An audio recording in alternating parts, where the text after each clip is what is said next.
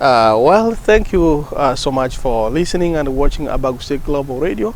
I'm Orina Ontiri, and this is Arphaxad Nyabuto. Arphaxad, I want us to have a little insight about the students in the Americans in US right now as we are talking. We understand that the students are not going to school anymore. Yes. But there are people who are wondering how is education going to take them, how are they going to finish. Is there a way that your teachers have instituted that they are talking to you right now? Well, what I can say, now thank you very much for having me here on AGR. Now, coronavirus has taken a lot from us students that go to school, especially high school students. The day-to-day yes. levels. So a lot of people that were seniors expecting to graduate this year, for the most part, especially here in Texas, it has been pushed back. Now, for me, especially a freshman in high school, we were expecting to take the STAR test this year, which is one of the biggest exams that we have here in the state of Texas. Coronavirus has taken that back, and most of us are not taking the STAR test this year, or perhaps I should say all of us are not taking the STAR test this year. Now, schooling is being done at home. It's becoming an online school. Yeah, actually that's what I wanted you to talk about, because there are students all over the world, especially where I come from in Kenya, who are at home and they don't know. Okay, when I was going to school, anytime I'm told that you are not going to school anymore, I could be very happy and go socialize with the people. But this situation is different, because even though you are not in school, you are not going to socialize. Yes. You are going to be quarantined or to isolate yourself, or be somewhere at least where we have this time now social distancing. Yes. Now that this is taking place, how are you schooling at home? Well, myself and for my school, I can speak for myself and my school, and perhaps I can't speak for all of Texas, because most of us do have the same curriculum. Yeah, at least we can get an insight. Yes. So for myself, most teachers are using video call, or they would bring a class together and they would teach the class through video call. There are some teachers using Google Classroom, and by the way, I would like to thank Google, because they are helping us a lot in a big way. Yeah, they came up with an app for Google Classroom where teachers can post assignments and we can do the assignments instead of us completely getting out of school, like for the people who live in Africa that don't have this kind of technology we have in the US. They can use Google Classroom as a way to teach themselves and to get assignments turned in to school. Oh, so do they have a normal timetable, just like the timetable for school? Well, I should say this. Most teachers and most schools do have a timetable where you have to have your homework or assignment due at a certain time. Now, it is like normal school. The only difference is that you're in the house. Now, you're in the house not to socialize with other people, but you're in the house to work, to get your school done, perhaps like you were in school before. So basically there is a normal schedule for school, but it's now for homeschooling. The only difference is homeschooling. Let's say like math was supposed to come at around 8. Yes. 8 in the morning. So in the homeschool timetable is still math at 8. It's still math at 8. The only difference is you're going to be talking to your teacher through video call or FaceTime, whatever works the best for. Yeah, I have students in elementary and also in high school. So my son is in high school, as you know, but I see there is a timetable they send, and once you click on that timetable, it will if it's math, it will take you to math, and immediately it will give you the resources that you are supposed to. Yes. Does your school also do the same, so that you can get the resources you want in the timetable? Now the thing is this: most Texas schools, and perhaps all of the United States, they all have a timetable. Now there are those schools, for example, I should say New York, Washington, where the pandemic or coronavirus is hitting really hard, where there are a lot of people that are dying. Now those people, most of the people that are being infected in those types of areas are not, they're completely not doing school. School is completely canceled for the year. Now for us, the people here in Texas where it's not hit as much, coronavirus is like, it's just a slide through. It's normal school. There's a timetable. You have to do this at a certain time. If it's math, you have to do math at a certain time. Nothing has changed. The only difference is you're at home. You're in your house. This is all done with the assumption that your parents are learned that they can help you do that. So what do you think of other parents who are not even able to read and write? Are they going to help their kids? Well, in the United States of America, as we know, they call it the land of milk and honey, and they do not miss to have something that will help the people that are not as learned as the other people that are learned. Now, they do have a system for the people that don't speak English as their second language. It's called ESL, where it's English as a second language, where they can teach you how to do the work. You can talk to your teacher face to face if you need them to help you do your work. Now, there are other things like Google. They've created Google Translate, where you can do Zoom, one of the latest. Zoom is also working good in order to get their teachers and students into one thing, and to making it into a virtual classroom, perhaps I should say. Wow, that's a wonderful program. So you also take the breaks in between? Yes, we do take breaks. The only difference is that the breaks we take, they're not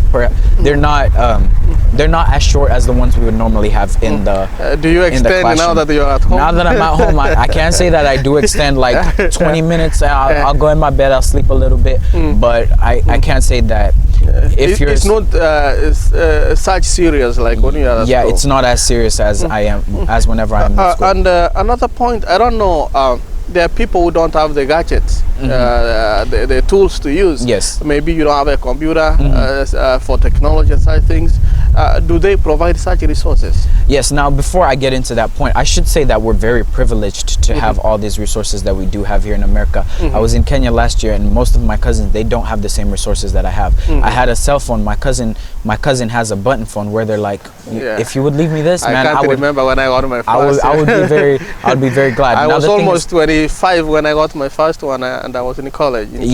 So the thing is this: we're very privileged to have the technology we have. Now, the people that don't have the technology we have, schools do provide those technologies. They would let you check them out or take them from school, and whenever that means you have to sign. Maybe you go online at a request, and then you go to school. Or you can go to the school physically and pick up the devices, sign a few papers, and trust me, it's a good way of keeping our students intact and in a good place. That's what it means to learn in the first world. Yes. And maybe, what about, we have talked about the gadgets. There are also people, you know, when you are at school, at times we don't cook. Yes. We cook something that is enough for us, in quote, that now you are out of the house, now that you are at home. Does the meal program continue, or can I still get food from school? Or yes. Okay, now that's another point that we have to make. Now, we do have people that they unfortunately don't get food at home. Now, there are actually know that they don't get food at home. You know, when this pandemic, when it came, nobody planned for it. Nobody planned for it, and people are went out crazy. of work. Yes. People are out of work. People could do some small endeavors, just like Uber. They can't do it anymore. Some other independent contractors, they're out of work. So basically, they're gonna miss at least paying some bills and getting food. So yes. What program has your school come up with? Okay, so for example, for schools like my school and AISD in general, they've come up with a way of giving those who don't know, AISD is Arlington Independent School District. Now they've given a way of them getting food out to other people, and they have trucks that can bring food to your house, or if you want, you can physically go to your school and pick up food if you don't have food. Wow, I think then you are privileged. Very privileged. Perhaps I should say the people that do live in Africa, and this is a challenge to our government as an African government, Kenyan, East Africa, whichever part of Africa you come from, and whichever, it's not only Africa, Asia as a whole, and other places. This is a challenge to our system. We should start making our system more improved and make it better to where our people can live life in a better way and live life like the rest of the people do. Get our technology higher up and do things the right way. Okay, thank you. We shall be back after the break. Thank you. Okay, welcome back on part 2. We want to know what happens here in the United States of America, especially now that schools are closed and our kids, our students are at home, and they are talking about homeschooling. So where we stopped, we were talking about the resources that they give the students. Yes. And we talked about food. What if I don't have internet? And people are talking that they go online. Yes. What if I don't have online? Okay, now the thing is this. Internet is a privilege to us. Oh. Perhaps I should say the people that came up with internet, computers, and other things, those are very talented people, and that gift comes from God. It's something that is God-given and something that is, it just comes from God. Simple terms. Now the thing is this, people that don't have internet, here in the United States, Spectrum, AT&T, these big companies, the people that think about the people that don't have, they are starting to give out things for free. Oh, okay. If you don't have Wi-Fi, you can contact Spectrum. You can contact... you contacted them, and then they are able to sign you up for free internet for around how many days? 90? In 90 days, maybe at the most 6 months, I should say, because coronavirus has canceled out school for almost the next year. Because, for example, I myself, I was expecting to go to school tomorrow, but now that coronavirus is hitting harder here in our parts of Texas, I don't go to school no more. People may not understand when you are talking about the year is almost done. They may not understand how does school year end here. How does it run? Now the thing is this: for most of us in AISD and other parts of the world, school does start for us in August, and then school ends also in May, sometimes June. Now, so we can see now this like 1.5 or 2 months remaining. Yes, and then I have a 3-month break in between, right? And that 3-month break, perhaps I should say, it's the part where I have the most fun. I get to travel the world. I get to do whatever I want to do. Now, during coronavirus, I can't say that anymore because now it seems like school is getting extended. Now, for the people expecting to graduate, school has been extended for a fact. There is no change about that. Now, we can't blame schools for doing this. Now, the only thing we can say is that it was just something that we were warned about in the Bible. It said we're in the end times, and this is the end times, and we're seeing it now. I don't know if you are able to communicate it to other students online. Yes. What are some of their views? Are they happy? Are they sad? Okay. What are they saying? For schools and for us as a whole, like I said earlier, some of us are using Zoom, some of us are using Remind, and some of us are using Google, Gmail, and other things to communicate to our fellow classmates and our teachers. Now, that is a way for us to communicate in order to get help on our homework, or to just communicate as a whole, check up on our fellow brethren who are living this life that we live in, right? So, for myself, I mean, most of us were really happy whenever we got out of school, but then whenever it started hitting hard and people started dying, it became a sad situation. And then whenever, for example, my sister is a senior. She was expecting to graduate this year, but she's not going to be graduating anymore. And so that became such a sad moment for her and for the rest of the people who were expecting. But again, to we do thank things. God because we are alive. Yes, and we do. there are many people who are suffering in the other parts of the world. Yes. Even here where we're staying, I think last month one person died in Arlington. Yes. So it's really becoming the pandemic that is called now. Are you able to go to church? The churches here. Now, perhaps I should say this. Before we continue, now we are on the AGR Broadcast Network, and I do want to say this: if you don't already watch the AGR Broadcast Network, make sure you watch it, because we do have shows. If you don't go to church, we have the church for you. Now, many preachers and many pastors say that having church online, or whenever you pull out your phone, I pull out my phone during church, man, pastor's gonna get mad at me. They don't really want Satan is using you. Satan is using me in the church and trying to get me from the gospel, right? So many churches were not expecting this pandemic, and they do teach us all the time that we're during the end times. Now, they were not expecting the end times to come this early. Yeah, it reminds me of a story of one preacher was saying the end will come soon, but some boys tried to tempt him and see how ready he is, and indeed he was the first one to run out because yes. So the thing is this: many pastors, many people were not expecting this end time to be like this, and this pandemic has changed a lot of people's views about technology. Now, we do know social media is one of the worst things that a human can use. Facebook, Twitter, Instagram, Snapchat, whatever it can be. Humans know it as the worst thing you can use, because it changes your mind and it just changes you as a whole. Now, churches have started using that because we do not go to church anymore. Perhaps I should say, as one of the technicians at my church, people never expected us to be going on YouTube Live. People never expected us to be going on Facebook Live, because they know technology and social media is one of the worst things that you can be on. Yeah, and actually most churches right now, let me say, most churches are being anti-technology. Yes. And anytime you talk about let's go do live streaming, most of them don't want to hear anything like that. Because they want to pull more people to the church physically than pull them from the online world. And that's another thing. Whenever churches expect to pull people from the online world coming to the physical world. Now, the world that we live in is the 21st century. And in the 21st century, we should all know that the world has changed in a lot of ways. Now, my dad always tells me, he used to go, sometimes he would go to school barefoot. Sometimes he would wear some shorts that were ripped from the back. Now I wear a full suit. I wear a full suit, and whenever I'm wearing a full suit, my dad would be like, son, you look very good. And I'll be like, thank you. And then whenever I say that, he's like, do you know that I used to do this? Do you know that I used to look like this? And I'll be like, man, I feel bad for you, because this is the 21st century. And my parents, they don't like me using technology a lot, but whenever it's to do the work of God, it's to do the work of God. And churches are starting to realize that.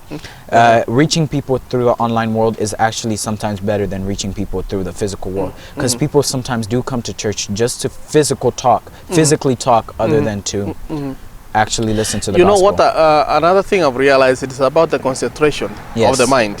When somebody is online, I thought that they were able to peruse through other pages, they Google, they move out of Facebook to other sites, but I've realized, because I've been online for a long time, you know that, and when I gauge the comments after the sermon or in the middle of the sermon, somebody's asking, which verse did he say? I can't locate. There is a direct communication as the sermon is going on. Yes. You understand when we are at church, somebody's preaching, everybody's quiet. You can't even ask what happened. But online, we have an instant feedback. And actually, we have the latest analytics. Yes. So the thing is this. Like yesterday I was at church. I put up the live stream and we had over 1,000 people. They were on the live, and I'm telling you, we don't have people like this that come to church. Never. And we do know that here in the United States of America, they have a maximum number of people that can be in a certain place, and they have a minimum number of people that can be in a certain place. And it's so that like in Kenya, where you can say, I need 250 people, and then the hall is full, and then you continue. So it's very important that our people at home know that if a church is licensed to carry 250 people, you cannot host 300 people. Yes, you cannot overdo that. And sometimes we have, like my brother Mike said, he said we have to follow the rules that are put in place. Anywhere you go, you have to follow the rules that are put in place. Now the thing is this. For churches, we over flooded our stream yesterday, and over flooding the stream, perhaps I should say that's a good thing, because normally we would have 200-300 people come to church, and that's the most. Now, whenever we found out that we had 1,000 people, I'm telling you, pastors in other churches, they were all happy. They were all happy because they're reaching people. And they're now starting to realize that going to church and streaming stuff online sometimes is actually a good help, because we do have people that unfortunately cannot make it to the physical church place and to the. And I think it's a teaching moment. God allows some things to happen in some instances in life, so that at least we can learn something. You see, like this coronavirus, we are not happy that it happened. No, we're not, of course. But it's funny to see people who are against the technology right now, really rushing to look for this technology. Now, a point I want to make. Maybe that's what I want to ask you. You see, some churches didn't prepare for this, and they are telling us, even from scriptures, that the members should be prepared. Just like the parable of the man who built a house upon the rock, and the other one in a shallow on a sand. You see, all the verses, the scriptures, they tell us as Christians we should prepare. But in the contrary, most of them didn't prepare for this. They didn't foresee a situation whereby the churches, the physical churches will be closed. Now we are not even foreseeing in future where even the Bible will not be available for anybody to read. So can we say that our churches were ill prepared? Yes, I can say that, and that is actually one of the biggest facts. And even our political people are starting to realize that. Nobody was expecting this pandemic to happen, and coronavirus has actually hit a lot of places, and it's hit hard. And now for our churches, we do know that Stores have been closed. Schools have been closed. Everything is closed. Whenever people heard coronavirus, everybody went and wiped out the store shelves. Yeah. And so for our churches, they were all expecting, you know, now that coronavirus has happened, when they heard they couldn't go, nobody could go to church anymore, churches really started going hard. Best Buy, Fry's Electronics, Adoroma, B&H, all these big technology companies to try and get... Actually, if you saw, I don't know if I told you yesterday, my schedule is already full. Yes. Because so many churches are calling us to go and install these services so that they can use live. Yes. When I talked to Fry's, because I was looking for some gadgets for the other two churches, they told me they don't have any more Fry's Electronics. Yes. I called Best Buy, they told me they don't have. And then they told me if you have to order, you have to wait for 2 weeks. So that means these churches for the next 2 weeks, they won't be streaming live, and they can't reach they won't anybody. Be streaming live. Now that's another thing. Yeah. Most churches, perhaps I should say, they're using this as a way to attract other, because we do have a lot of young talent in our premises, congregations. And this is a way for churches to actually realize which talents we have. Now, for churches that don't go live, I've seen other churches invite those young pastors, those young elders, those young people to come and actually preach at their place and do stuff on the live stream. So perhaps if I was a singer, I would go up, I would ask, and I would go and sing at their place during the live stream. And that's a way to get young talent out there, and that's what churches are doing. Now I should say this, churches that didn't have the gadgets, they never got them. Now they're suffering through the pain of trying to get them. They have to wait 2 weeks. And for example, some in LA, mind you, they are not the best gadgets, because the best gadgets have already been taken. Have already been taken. Yeah. Now mind you this, in LA, one of our largest places here in the United States of America, they have the largest technology shops. They have everything that's the best. Yeah. They don't have anything anymore. Why? Because stocks from China, stocks from wherever they used to come from are not there. Now, another thing, while we're on the topic of churches, churches, and a lot of people, they're expected to pay rent this month. Nobody's paying rent, right? Nobody's paying for water bills, right? Nobody's paying for electricity. So this is a big wake-up call to a lot of our churches and to a lot of our members that do go to our church, because sometimes what you think is the worst turns out to be the best thing that can help and to bring people together as a whole. Even though we cannot come together as one person or come together in a congregation, it brings us together through the online world and sometimes in a congregational world. Maybe my last concern is about we are preaching to people, please come to church, congregate together, sit down and pray. It's a good thing to encourage them. But also the true Christianism should be seen during this time. As a true Christian, how are you helping the fellow human beings, fellow neighbors? You know, they're, let's say, the homeless people. We have food stuff at the pantry. If you go to like, okay, perhaps before you finish your question, I should say for the homeless people, they do have shelters for them now. And if you go to, for example, if you go to the library, trust me, the library is actually taking care of the homeless people more than us Christians are taking care of other people. So now you can finish your question, but that's a point that I really wanted to make. I received a call from one of the aspirants who was our presidential candidate from here. He was saying, you know, you can sign up to deliver some food from the food store to these people. And then it was a wake-up call to me that yes, in as much as we are preaching to people, there are people who are suffering. There are people who need this food delivered to them. So I think as Christians, is there anything you think we can do during this season? Now, I do want to face the camera for this one, because as Christians, we do realize that we really preach the word to people. Nikikuona hapo, I really want to, you know, nakuona uko mchafu, like, I mean, you don't look that good. I don't want to associate with you. I don't want to associate with you because you don't look that good. Now, whenever coronavirus happened, this was a wake-up call to us. It was not something that we decided to happen as like, wacha hiki tu ifanyike tu, you know? So as Christians, we do need to take more of a precaution, because just because you're homeless or somebody else is homeless doesn't mean you can't help them. Now, churches, I've seen churches go and take in homeless people. They've gotten beds, put them in their church areas and their congregation areas where they can get homeless people to stay. Now, whenever the law came in for people staying 6 feet away, and I do see Africans and Kisis are taking that very seriously. Normally we would see a Kisi come and they would shake each other's hand very carefully. They're hugging. You know, hugging and doing all these things. Nowadays, remember our tradition, you have to shake the hand.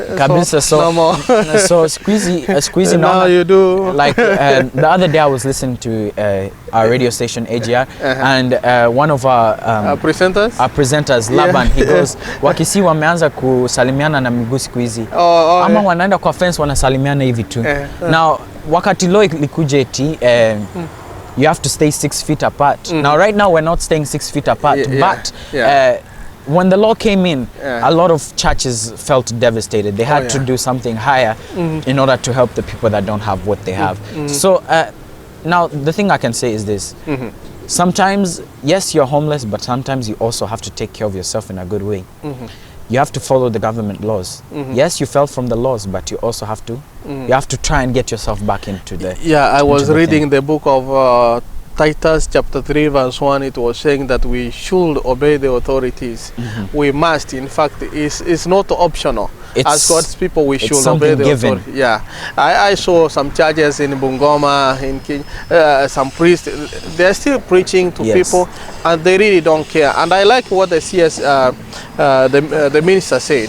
You know, he said, what is the essence of having a full church at this time, and after this pandemic you find that you have a half a church because the rest have died. He said even the weddings can be done later. You can postpone them. Now that's a thing that that's a thing that our government here in the United States is doing. Now most of people don't like Trump, but as we know now, Trump is doing what they never expected him to do. He's taking care of the people in the right way, and I'm waiting for that check. So he said he's sending a check out. Now I do realize that our time is going by fast, but the thing is this, like the CS said, we have to take care of ourselves very carefully, and as a church, as a Christian community, we have to do things in the right way. We have to follow what we preach to other people and what we say to other people. You don't have to say what, you know. If you understand what I mean. I think most people do understand what I'm saying, but just do as you say, because pastors do preach to us and they talk about how we should take care of ourselves and how we should help others in our community. We should do that as preachers, as pastors, as whoever you are. Do it and show it in your community. That's a challenge to Christians. What are you doing to help your brother during these difficult times? Thank you so much. So our brothers in Kenya, most of them are disadvantaged because of the internet technology.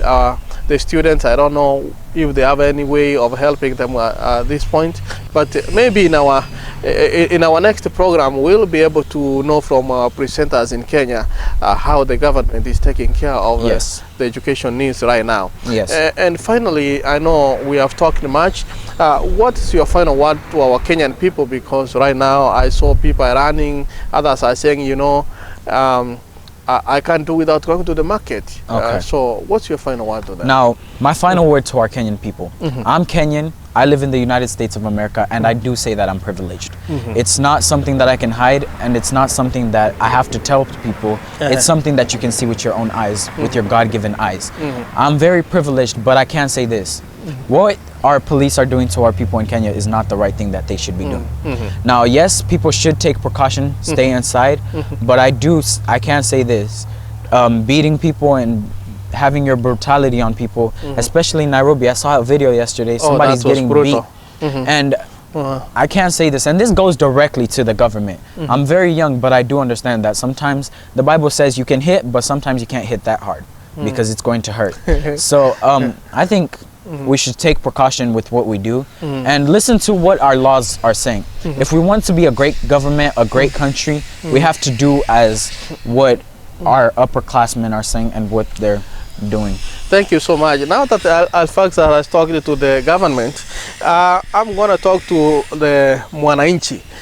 Once the law has been passed, don't play with the law. You know, the government, the Sirikali is always the government. So once they say at 7 the curfew starts at 7, please ensure that you are at home in the right time. Don't mwenye nguvu mupishe.